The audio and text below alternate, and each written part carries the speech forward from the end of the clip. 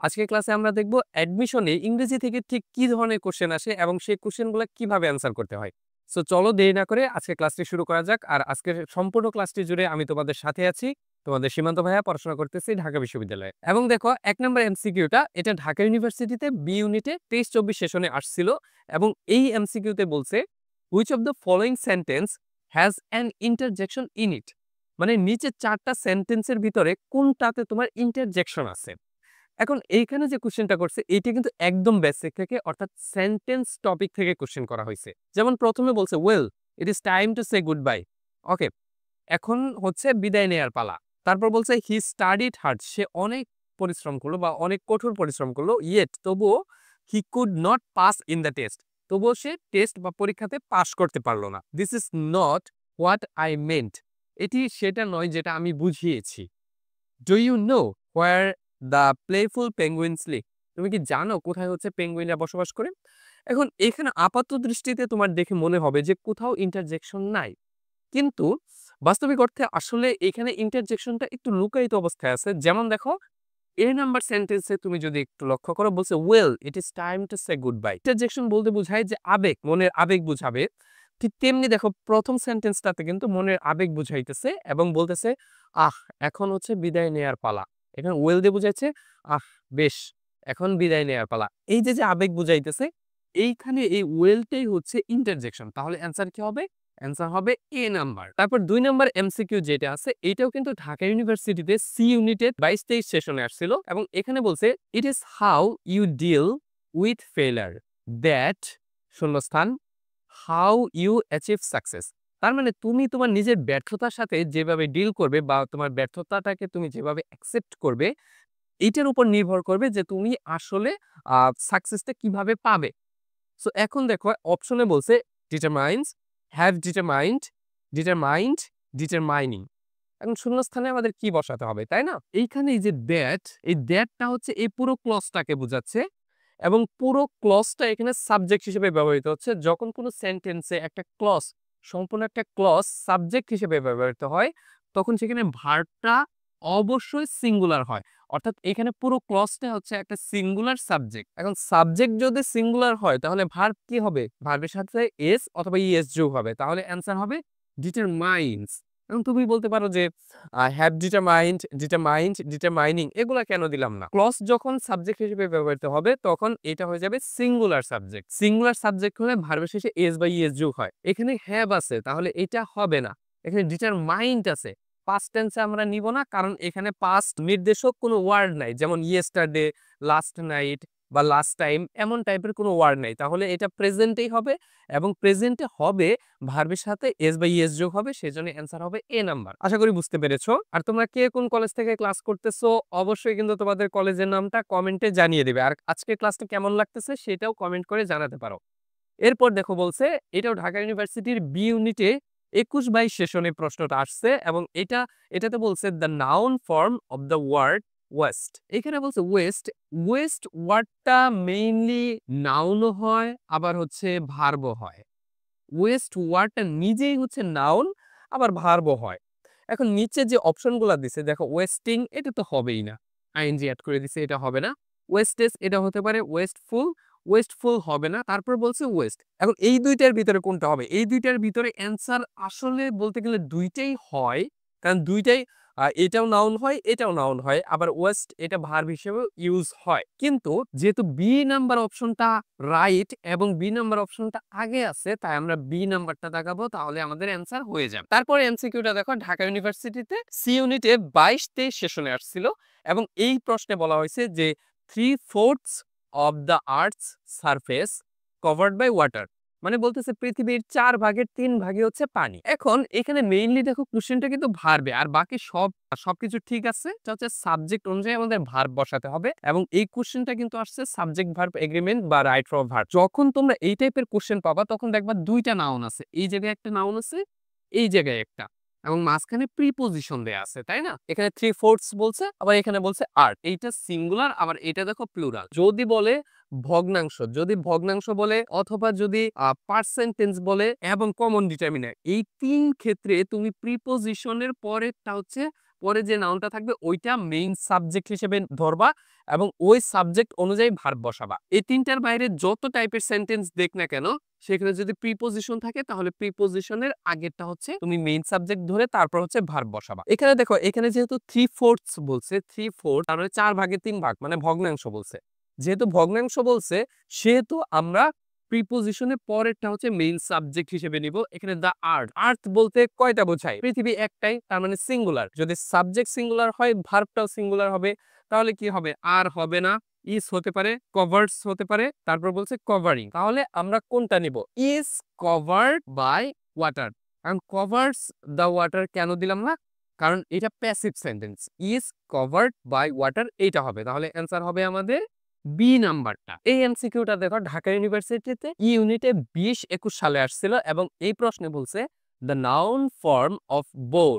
এখানে বোর ওয়ার্ডটার noun form কি এটা তোমার কাছে জিজ্ঞেস করছে।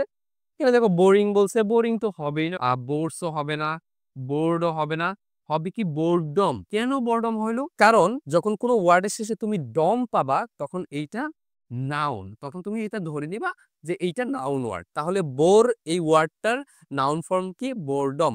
বোর্ড হবে না, বোরসও হবে না, বোরিংও হবে না, হবে কি? বোরডম। ওয়ার্ডের শেষে যদি ডম থাকে তাহলে সেটা নাউন। আশা করি বুঝতে পেরেছো। এরপরে দেখো, তোমরা যারা এই ক্লাসটি এখন করতেছো, আমাদের কিন্তু অ্যাডমিশন এবং এইচএসসি ব্যাচ চলতেছে এবং ভর্তিও চলতেছে। তোমরা যদি কোর্স সম্পর্কে জানতে চাও বা কোর্সে ভর্তি হতে চাও, এখানে হোয়াটসঅ্যাপ নাম্বার দেওয়া আছে। তোমরা যে কোনো প্রয়োজনে হোয়াটসঅ্যাপে নক দিতে পারো। হতে পারে সেটা তোমার সাজেশনের জন্য, হতে পারে তোমার কোর্সে ভর্তির জন্য, তুমি নক দিতে পারো। আর আমাদের ফেসবুক পেজে কিন্তু রেগুলার ফ্রি লাইভ ক্লাস হয়, সো ফেসবুক পেজটাও ফলো করে রাখবা। এখন দেখো এইখানে যে কোশ্চেনটা আছে এটা ঢাকা ইউনিভার্সিটিতে সি ইউনিটে 20-21 সেশনে আসছিল এবং এখানে বলছে the girl as well as her parents শূন্যস্থান ওয়াচিং দ্য মুভি। এখন বলছে যে মেয়েটি এবং মেয়ের সাথে তার পিতামাতা বা প্যারেন্টসরাও হচ্ছে এই মুভিটি দেখতেছিল এবং এখানে আমাদের যে কাজটি করতে হবে যে এখানে ভার্ব বসাতে হবে। এখন তোমরা অনেকেই ভাববা যে প্যারেন্টস আছে, প্যারেন্টস তো প্লুরাল, তাহলে এখানে আর দিয়ে কনফিডেন্সের সাথে অ্যাডমিশনে ভুল করে আসবে। তো যখন তুমি অ্যাজ ওয়েল এস পাবা, যখন তুমি অ্যাজ ওয়েল এস পাবা অথবা অ্যালং উইথ পাবা, অ্যালং উইথ পাবা, এগুলার মানে হচ্ছে সাথে।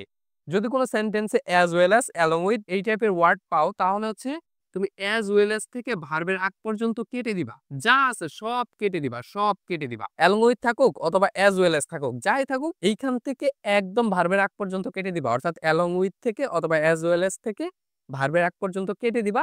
আর এইখানে যে নাউনটা থাকবে এই অনুযায়ী ভার্ব বস। তুমি তো এইটুক কেটেই দিছো, তাহলে এইটার কাজই নেই, তুমি ধরে নিবা এইটুক সেন্টেন্সেই দেয়নি। তাহলে এখানে বলছে দ্য গার্ল, গার্লটাকে সিঙ্গুলার, গার্লটা যদি সিঙ্গুলার হয় ভার্ব কি হবে? ভার্বটাও সিঙ্গুলার হবে।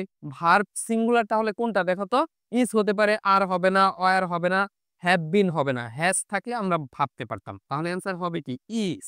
অথবা ধরো তুমি এই নিয়ম জানো না, নিয়ম না জেনে কিভাবে করতে পারবা? দেখো এখানে ভার্ব আর, এখানে আর, ওয়ার, হ্যাভ তিনটা ভার্বই প্লুরাল, একমাত্র একটা ভার্ব হচ্ছে সিঙ্গুলার।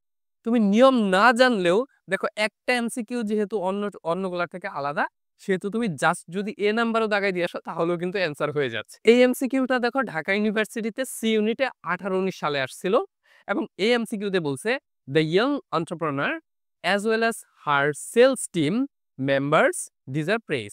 ইয়ং উদ্যোক্তা এবং তার সাথে তার যে সেলস টিম আছে এবং তারা সবাই হচ্ছে প্রশংসার দাবিদার বা প্রশংসার যোগ্য। এবার এখানে মেইন বিষয় হচ্ছে আমরা এখানে ভার্ব বসাতে বলছে এবং ভার্ব আমরা কি বসাবো? এখানে ডিজার্ভ বসাবো, ডিজার্ভস বসাবো নাকি অন্যগুলা বসাবো? তার আগে আমাদের খুঁজতে হবে যে সাবজেক্ট কোনটা, সাবজেক্ট অনুযায়ী ভার্ব বসাতে হবে। তাহলে দেখো তো এখানে ইয়ং এন্টারপ্রেনার এইটুক সাবজেক্ট হতে পারে অথবা হার সেলস টিম এইটুকু সাবজেক্ট হতে পারে, তাই না? যেই সেন্টেন্সে তুমি অ্যাজ ওয়েল অ্যাজ বা অ্যালং উইথ পাবা এইখান থেকে শুরু করে তুমি ভার্ব পর্যন্ত কেটে দিবা যা আছে, বা ভেবে নিবা এটুক নাই, এটুক নাই, একদমই নাই। আচ্ছা ওইটুক যদি না থাকে তাহলে দেখো তো দা ইয়ং এন্টারপ্রেনার এইটুক তাহলে হচ্ছে সাবজেক্ট। ইয়ং এন্টারপ্রেনার বলতে কয়জনকে বুঝাইতেছে? একজনকে বুঝাইতেছে না, তাহলে এটা সিঙ্গুলার। সাবজেক্ট যদি সিঙ্গুলার হয় ভার্বটাও কি হবে? ভার্বটাও সিঙ্গুলার হবে। আর যে কোনো সিঙ্গুলার ভার্বের শেষে এস বা ইএস থাকে, এটা মাথায় রাখবা। তাহলে এখানে ভার্বগুলোর ভিতরে দেখো তো সিঙ্গুলার কোনটা কোনটা আছে?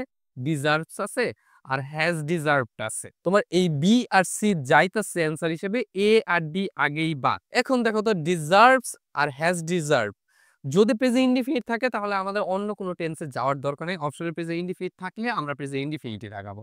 ডিজার্ভড হবে, হ্যাজ ডিজার্ভড হবে না। এই এমসিকিউটাও দেখো ঢাকা ইউনিভার্সিটিতে ডি ইউনিটে 17-18 সেশনে আসছিল এবং এই এমসিকিউতে বলছে কি neither the teacher not the students want to use this book again. শুধুমাত্র শিক্ষকরাই না, শিক্ষার্থীরাও এই বইটা আর ব্যবহার করতে চায় না। এখন এখানেও তোমার ভার্ব থেকে একটা কোশ্চেন আসছে, এখানে আমাদের ভার্ব বসাতে হবে। তবে ভার্ব বসানোর আগে আমাদের সাবজেক্ট চিনতে হবে। আমরা দা টিচার সাবজেক্ট নিব না স্টুডেন্টস নিব।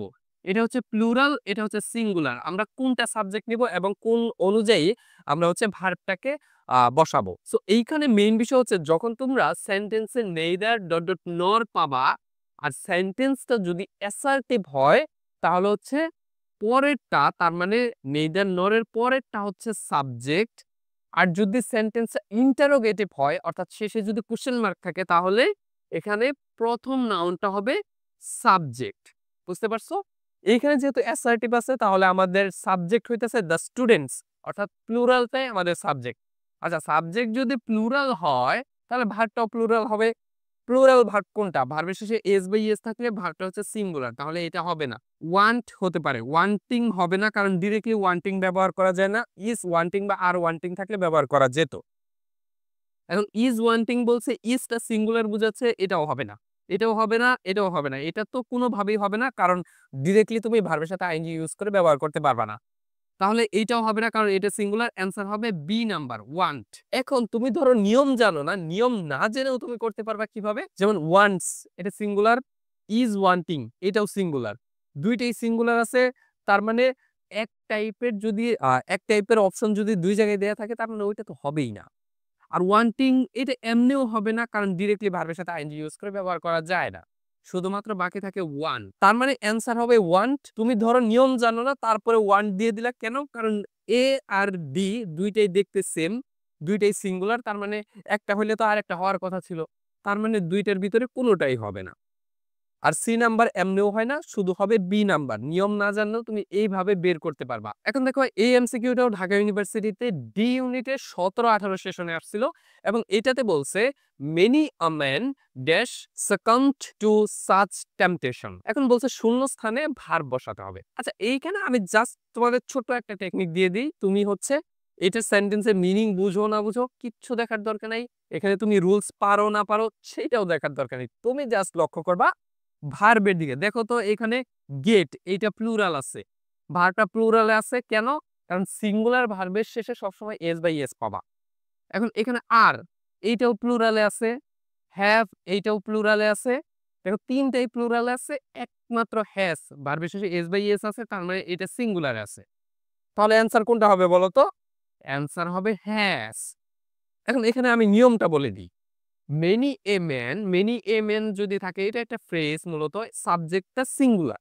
এইটা মেনি এ ম্যান এই ফ্রেজটা যেখানে থাকুক এটা দিয়ে দেখতে প্লুরালের মতো মনে হলো, এটা আসলে সাবজেক্টটা সিঙ্গুলার।